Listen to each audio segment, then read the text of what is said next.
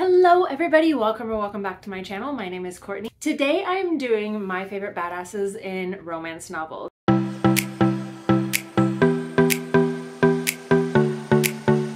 I got this idea from Happily Ever April, who I just started following on YouTube. I'm gonna be doing my top 10.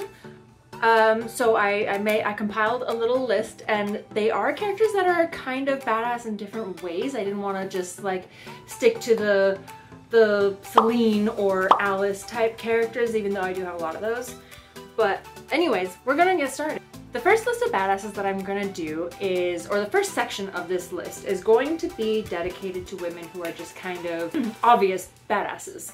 And the first person on that list, and this was no contest, like the moment I decided to do this list, she was on the top of it. And that is Eve Traynor from Edge of Eon by Anna Hackett.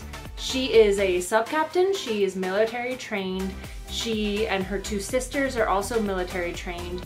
She is very skilled in combat, she's very skilled in, a lot of different ways. And in the book, she is meant to go and kidnap this war commander from this allied alien race.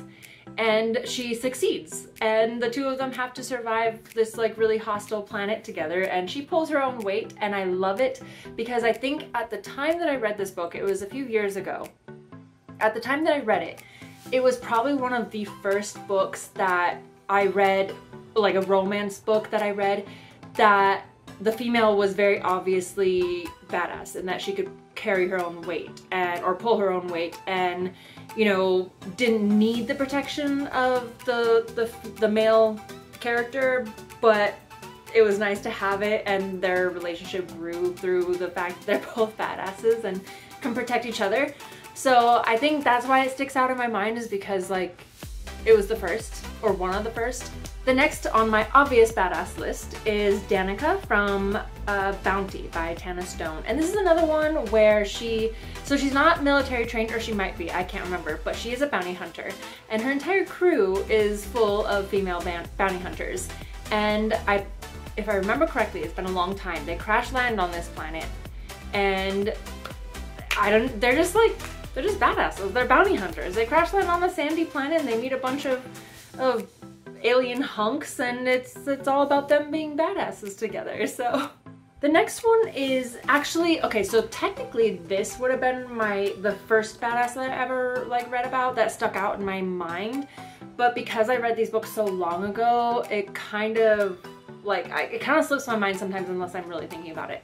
But that is Renata from Veil of Midnight by Lara Adrian. And this series, I'm probably going to be talking about it a lot on my channel because it is the first straight up adult romance series that I read that got me into reading adult romance in the first place.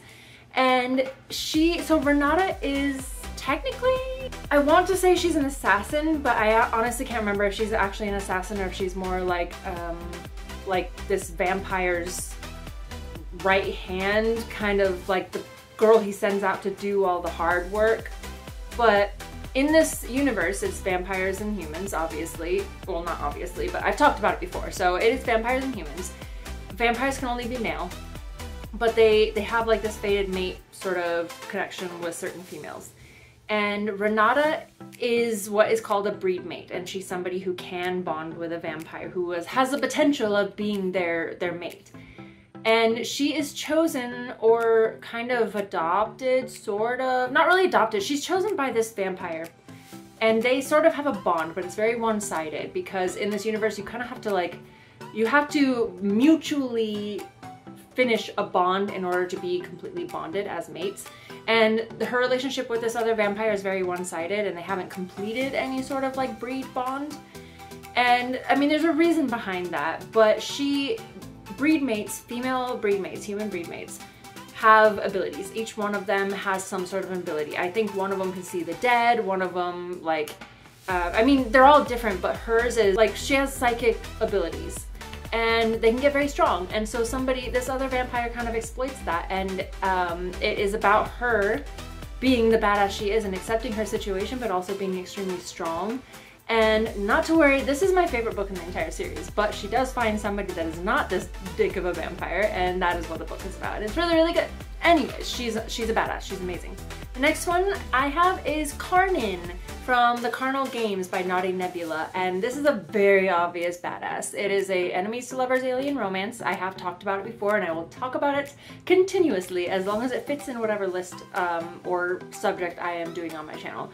She is absolutely military trained, and not just military trained, she has a lot of special training as well. And she very much can take care of herself. She's very much been through a lot, and it has made her very, very strong and very resilient. And it is part of the reason why her and the main character, I mean, they don't get along in the beginning because they're enemies. It isn't enemies to lovers. But it is part of the reason why the alien, the male character in this book, resonates with her eventually, because their experiences are, there's a lot of traumatic experiences in both of their lives. And they carry them, and they're just very, I don't know, resilient. Like I said, like she there's a lot on her shoulders, a lot on her mind, and she pushes forward, and not just pushes forward, but she pushes forward with a vengeance, and I greatly enjoyed it and greatly respected her character. Next person on this list is Sable from Claimed by the Demon King, which is written by,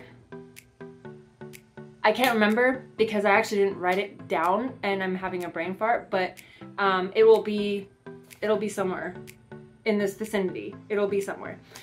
But Sable is basically a vampire slayer, a demon slayer, all of the slayers. She slays all the things, and in this realm, in this place, hell is basically the home to all of the supernatural creatures, from dragon shifters to demons to elves to vampires, and she ends up in this realm on some sort of a mission, and she catches the eye of a king, a demon king. And he kind of has to win her affection because it is a fated mate series, but he has to like win her over, and he's kind of fighting with a fellow supernatural to win her over, and she is just so like I'll kick your ass, I'll cut your balls off kind of character, and it was just really cute, like, you know, seeing somebody like that kind of bend to her emotional needs. I liked it. I loved it. I liked it a lot. And then there's Pia from Warrior Prince by Michelle M. Pello, and it is part of the Crolixin World books, or it's part of Dragon Lords, but I believe it's all like under the umbrella of Crolixin World or something. But anyways, so Pia is if I remember correctly, because I read these books a very long time ago, if I remember correctly, she is somebody that is on the run from something. She is a badass. She's on the run from something, and she signs up for this Galaxy Brides program, which is where female women from Earth get sent to this planet, Crolixia, to marry Dragon Lords in exchange for Earth mining some sort of a precious metal or precious stone from their planet. Because these Dragon Lords, because of the radiation from their sun, don't have a lot of females. And so it's kind of, that's how the trade is. It's all the brides in the Galaxy Brides program are willing, but the reason she does it is because when you sign up for Galaxy Brides, they basically give you like the makeover of a lifetime. And because she's on the run from something, it emphasizes the fact that she was not beautiful to begin with, or at least she thought she wasn't beautiful. And so she basically gets a new face from this Galaxy Brides program when she signs up. They make her beautiful. But she still has the mentality of a person who has never been seen as beautiful. So she ends up being very gorgeous, but still has a ugly duckling syndrome, I think it's what it's called. But anyway, she is a badass. And she is very feisty. And the reason that she entered the Galaxy Bride program was because of something else completely, and not because she wanted to get married. So when she gets paired up with a dude, like they clash very much, because he is the head of like their military or something. So he's like a drill sergeant, and he's very like straightforward and decisive. And then he meets this girl who all of a sudden we realized didn't even want to be part of the Galaxy Bride program and doesn't want to be married to him. So there's a lot of clashing of these two like very strong personalities, but I just really, really enjoyed her character and enjoyed the fact that she was so independent and so like, I mean, it was frustrating. Their relationship was frustrating, but anyways, she like top notch. I loved her. She was adorable. I'm actually gonna start getting into characters that are not physically like characters that are not obviously badass. A lot of characters that are strong physically or resilient physically or strong in different ways, but this is the part of the list that refers to characters who are strong in different ways. And the very first one on that list, and this is probably one of my favorite characters of all time, and that is Vane from A Heart of Blood and Ashes by Milla Vane. This girl was kept in a tower her entire life by her father. She is a princess and she is the heir to her kingdom.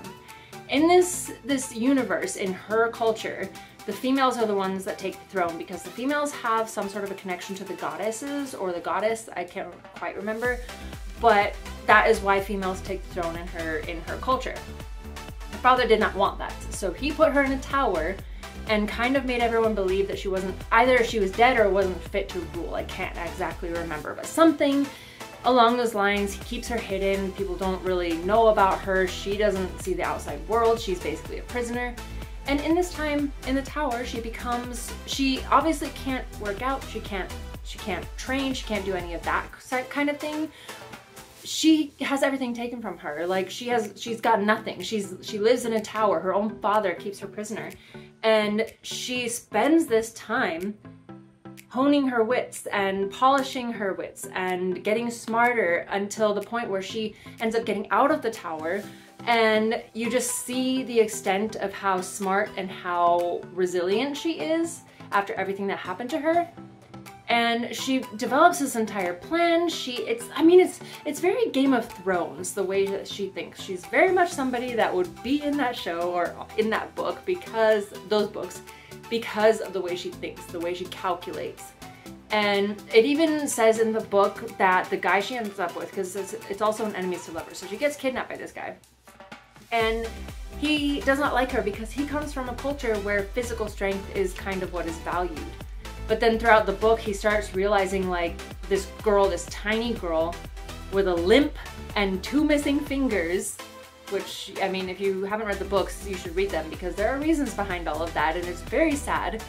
But she's got all these physical kind of attributes that don't fit in with the way that he thinks that women should fit in, like his society. It's not something that he should be attracted to, but he becomes attracted to her because of the traits that I just mentioned. She's very mentally strong, she's very emotionally strong, she's very resilient in a lot of ways, and she keeps pushing and she keeps, you know, plotting and calculating and being just really smart, and her mind is like ultimately what he falls in love with in that book, and I loved her character so much to the very end of that book.